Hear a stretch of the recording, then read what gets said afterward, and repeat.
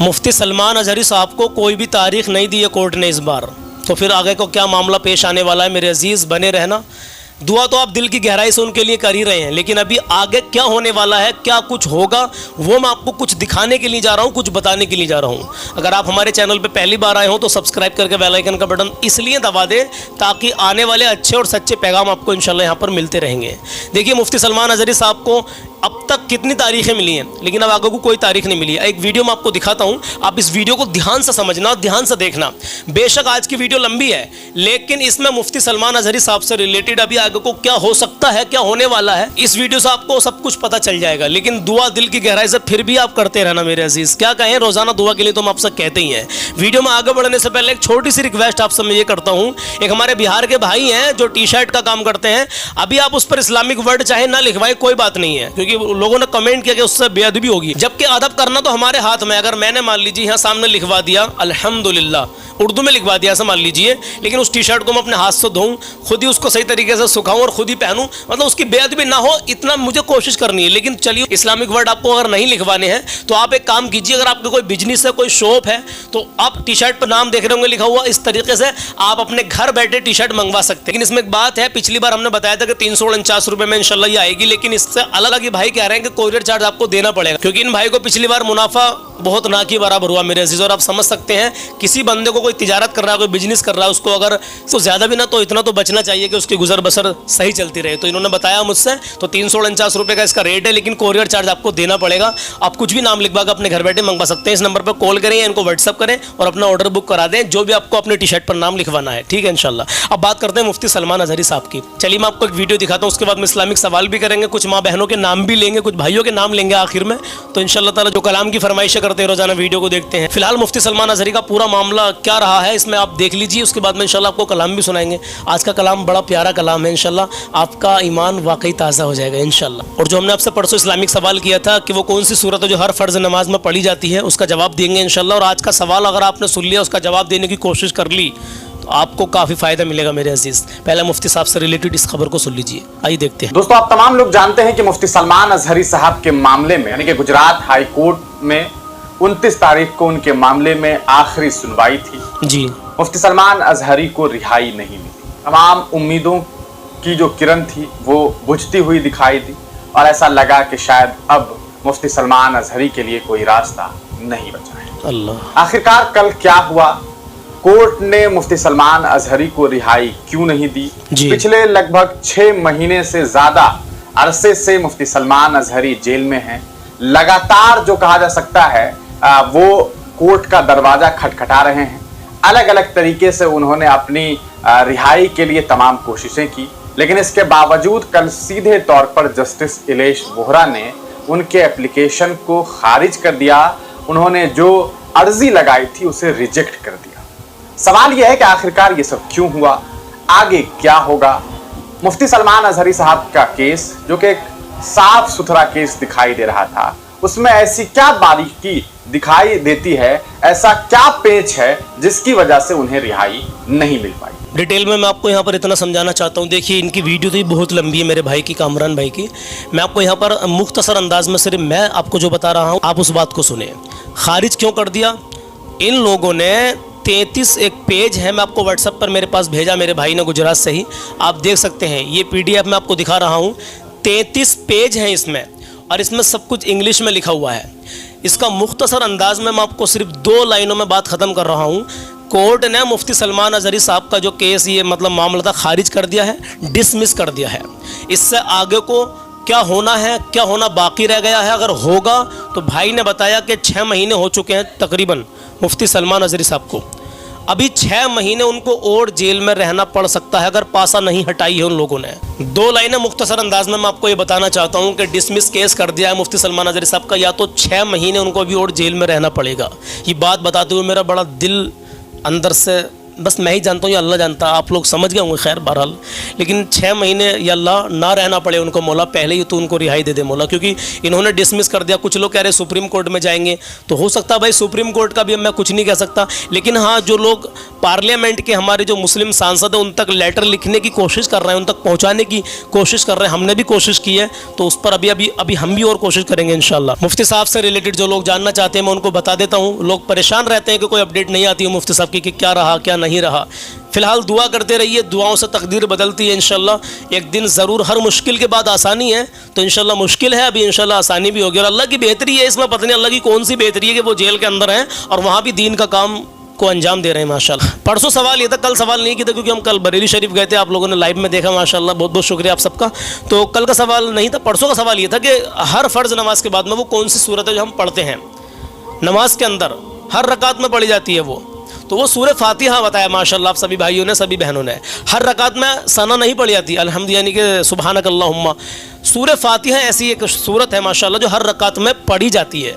हाँ मेरे अजीज़, अत्तहिया तो है, मान लीजिए वो बैठे, जब हम जलसे में बैठते तब पढ़ते हैं, नीचे बैठ जाते हैं, लेकिन वो दूसरी रकात में पढ़ी जाती है। लेकिन सूरह फातिहा वाहिद एक ऐसी सूरत है जो 5 वक्त की नमाज में हर रकात के अंदर पढ़ी जाती है। हाँ मेरे अजीज़, बहुत बहुत शुक्रिया आपका, दिल से शुक्रिया बताने के लिए। आप सबने सूरह फातिहा का ही जिक्र किया कमेंट बॉक्स में। अब आज का सवाल सुन लीजिए। आज का सवाल हमारा ये है, वो कौन कौन से ऐसे काम हैं जो मर्द के लिए हराम है और औरतों के लिए जायज़ हैं? वो कौन कौन से काम हैं जो मर्दों के लिए हराम है और औरतों के लिए वही काम जायज़ हैं? कमेंट बॉक्स में बताएं, इंशाल्लाह कल तक देखेंगे कौन सा भाई कौन सी बहन हमें कमेंट का जवाब देते हैं। अब मैं उन कुछ लोगों के नाम ले देता हूं, सबके नाम तो नहीं ले पाऊंगा, हज़ारों की तादाद में कमेंट आती है मेरे अजीज़, कमेंट्स आती हैं और मैं अकेला हूं, तो मैं कुछ नाम सिलेक्ट कर लेता हूं, इंशाल्लाह कल भी करूंगा। तो देखिए, मुरादाबाद से हमारी सानिया बहन है, उनकी अम्मी है नईमा, वो रोज़ हमारी वीडियो को देखती हैं माशाल्लाह, जज़ाकल्लाह, बहुत बहुत शुक्रिया। और सानिया के बाद में, इनकी अम्मी के बाद में एक भाई और है, उन्होंने कहा है कि मेरा नाम जीशान है। एक भाई और है, एक बहन है, भाई है, उन्होंने कहा था कि अब हमारी अम्मी का नाम है मदीना बानो, माशाल्लाह बड़ा प्यारा नाम है। एक और है जिनका नाम है, जिनकी अम्मी का नाम है बतूल, माशाल्लाह। और एक भाई हैं अब्दुल मतीन कुरैशी, ये सऊदी अरब रियाद में रहते हैं और हमारी वीडियो को वहाँ से देखते हैं। अगर देख रहे हो तो जज़ाकल्लाह भाई, बहुत बहुत शुक्रिया। आप कलाम सुनते हैं, अभी कलाम पढ़ने वाले, आपका ईमान वाकई ताज़ा हो जाएगा। और एक नाम और है, एक हमारी बहन है, वो कह रही है हमारी अम्मी उम्रे पे जा रही हैं, लेकिन उन्होंने उम्रे का नाम नहीं लिया, उन्होंने कहा हमारी भी हज करने जा रही है 12 अगस्त को। तो मेरी बहन, अभी हज नहीं हो रहा है, अभी उम्रे चल रहे हैं, क्योंकि हज का टाइम तो निकल गया, अब 1 साल बाद आएगा, यानी बकरीद के मौके पर। तो अभी जो है उम्रे पर आपकी अम्मी जा रही होंगी 12 अगस्त को, तो दुआ करवाना अपनी अम्मी से, हमारे सभी व्यूअर्स के लिए, मुफ्ती सलमान अजहरी साहब के लिए, फ़लस्तीन के मुसलमानों के लिए कहना कि वो दिल से दुआ करें, आका के रोज़े के सामने दुआ करें, मक्का मुकर्रमा में दुआ करें, मदीना मुनव्वरा में दुआ करें, हर नमाज में अपनी वो मुफ्ती साहब को अपनी दुआ में याद रखें, ठीक है। उनका नाम है मुनव्वर जहां, मुनव्वर जहां है या मुनव्वर जहां, बहरहाल। तो बहुत बहुत शुक्रिया सबका, अल्लाह सलामत रखे। चलिए मैं कलाम पेश करता हूँ, अपने माँ बाप की इज्जत करें, कभी किसी का दिल ना दुखाएं। आज के सवाल का जवाब ज़रूर देना कि वो कौन कौन से काम है जो मर्द आज कर रहे हैं और वो उनके लिए हराम है, लेकिन वही काम औरतों के लिए जायज़। चलिए जज़ाकल्लाह, बहुत बहुत शुक्रिया। आप ईमान ताज़ा कर लीजिए, कलाम सुन लीजिए और अपनी हर नमाज में मुफ्ती साहब को अपनी दुआ में याद रखिए, और मुसलमानों के लिए बिलखुसूस हिंदुस्तान में अल्लाह मन सुकून अता फरमा मौला। तो आइए कलाम सुन लीजिए और अपना ईमान ताज़ा कर लीजिए। और हाँ, जो मैंने बताया था आपसे कि एक बहुत बड़ा उत्तर प्रदेश का नंबर 1 इदारा लड़कियों के लिए बनने के लिए जा रहा है बरेली शरीफ से पहले फतेहगंज पश्चिम में, फतेहगंज पश्चिमी में। तो वहाँ मैं गया हूँ, मैंने जाकर देखा है, वाकई 3 करोड़ रुपए की जगह खरीदी उन्होंने, टोटल 3 करोड़, बहुत बड़ी बात। और करोड़ों रुपए से उसमें अल्हम्दुलिल्लाह बहुत बड़ा इदारा बनने वाला। लेकिन उसमें आपको कल की वीडियो हमारी ज़रूर देखनी है, कल को इंशाल्लाह वो वीडियो आपके सामने आ जाएगी। मेरे अजीज़, 2 लोग हिंदुस्तान के अंदर ऐसे हैं जिन्होंने बहुत बड़े लेवल पर काम कर दिया है, और हम चाहते हैं उन जैसे हर इलाके से लोग खड़े हों और 100 रुपये अपने मुसलमान भाइयों से लें। 10 लाख लोग 100 रुपये देते हैं तो 10 करोड़ रुपये इकट्ठे हो जाते हैं, और 10 करोड़ से एक ऐसा इदारा बनता है जहाँ मुस्लिम बच्चे एजुकेशन, दुनियावी और दीनी दोनों तालीमें हासिल करेंगे इंशाल्लाह। तो ऐसे जो ट्रस्ट बन रहे हैं, जो सबूत के आधार पर दिखाते हैं, सब कुछ बताते हैं, और आप वहाँ जाकर भी देख सकते हैं, तो ऐसी जगह हमें हिस्सा ज़रूर लेना चाहिए हमारी मुस्लिम बहनों की अच्छी तालीम के लिए, तरबियत के लिए मेरे अजीज़ों। क्योंकि ऐसे स्कूल नहीं है जहाँ दुनियावी और दीनी दोनों तालीम आपको एक साथ मिल सके, नहीं है मेरे अजीज़ों। हमें ये खुद ही अब कदम उठाने पड़ेंगे इंशाल्लाह ताला, और ऐसा ज़रूर होगा। काफ़ी जगह हो चुका है, कल को आपको इंशाल्लाह एक वीडियो दिखाएंगे, उसको ज़रूर आपको देखना है, लाजमी उसे आगे शेयर भी करना है। बात मेरी लंबी हो गई है, माफ़ी चाहता हूँ। आइए कलाम शुरू करते हैं। सुने और मोहब्बत से कहें सुभान अल्लाह। मदीने के वाले, दो आलम के दाता, मेरी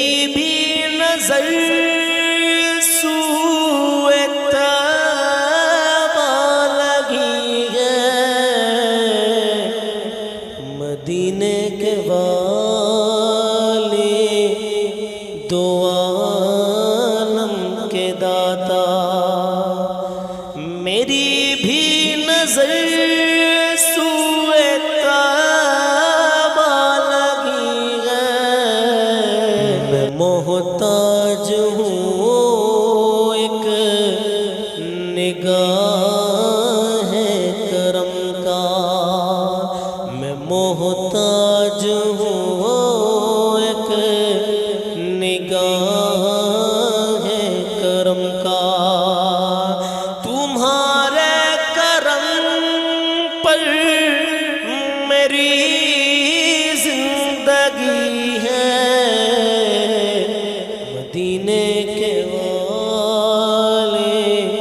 दो आलम के दाता, है वादी ये अमर पे खालिक की रहमत, मुसल्लम है बैतुल मुक़द्दस की अज़मत, मुसल्लम है बैतुल मुक़द्दस की अज़मत, मुसल्लम है बैतुल मुक़द्दस की अज़मत। मगर क़ल्ब मुज़क्कर को है जिसकी हाजत, मगर क़ल्ब मुज़क्कर को है जिसकी हाजत। वो सुल्तान काबा तुम्हारी गली है। मैं मोहताज हूँ एक निगाह करम का। तुम्हारे करम पर मेरी जिंदगी है।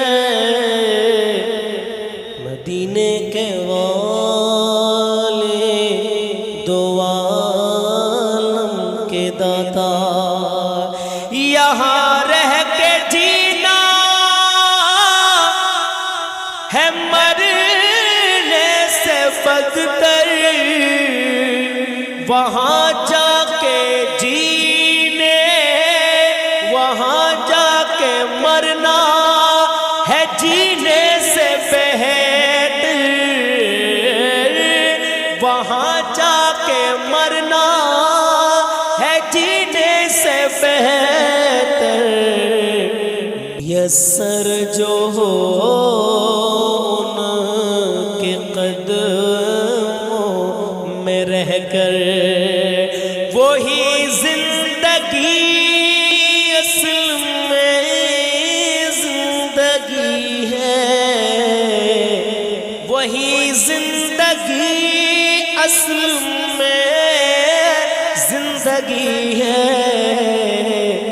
मदीने के वाले दो आलम के दाता, फकीरी का मुझ में नहीं है सलीका, न आता है कुछ मांगने का तरीका,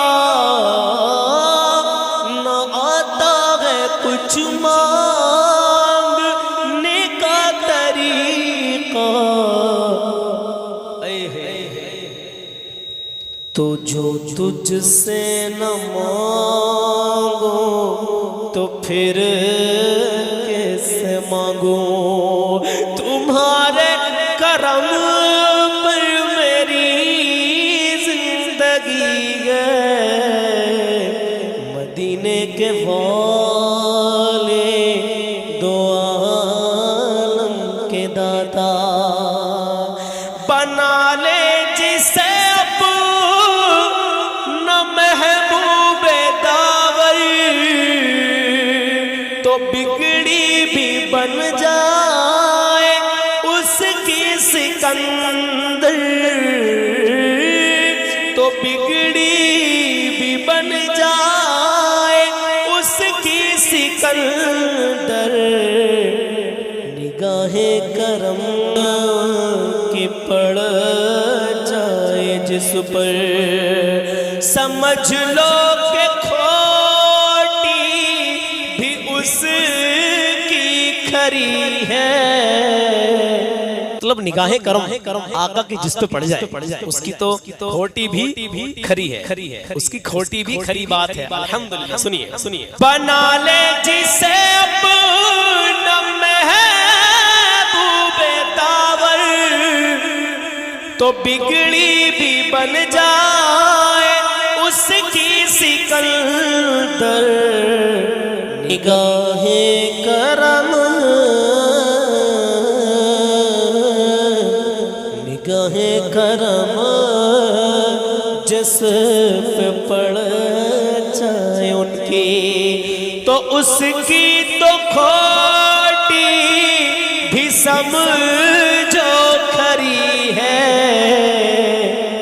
मदीने के वाले दो आलम के दाता, मदीने के वाली दो आलम के दाता। तो मेरे अजीज़ों, माफ़ करना आज थोड़ा सा आवाज़ ने साथ नहीं दिया, कम दिया, इसलिए मैं इसके कुछ शेर मैंने छोड़ दिए। इंशाल्लाह किसी और दिन पूरा पढ़ेंगे इंशाल्लाह ये कलाम। जज़ाकल्लाह कि आपने यहाँ तक सुना, बहुत बहुत शुक्रिया आपका। अल्लाह आपको शाद आबाद रखे, हर परेशानी से महफूज रखे। और हाँ, तमाम मुसलमानों की बीमारी के लिए दुआ करें। किसी की माँ बीमार है, किसी की बहन बीमार है, किसी की बेटी बीमार है, किसी के वालिद बीमार है। मेरे अजीज़, या अल्लाह बीमारों को शिफाए कामिला आजिला अता फरमा, आमीन या रब्बुल आलमीन। इंशाल्लाह मिलता हूँ एक नए पैगाम के साथ। अपना ख्याल रखिएगा। अल्लाह हाफिज़।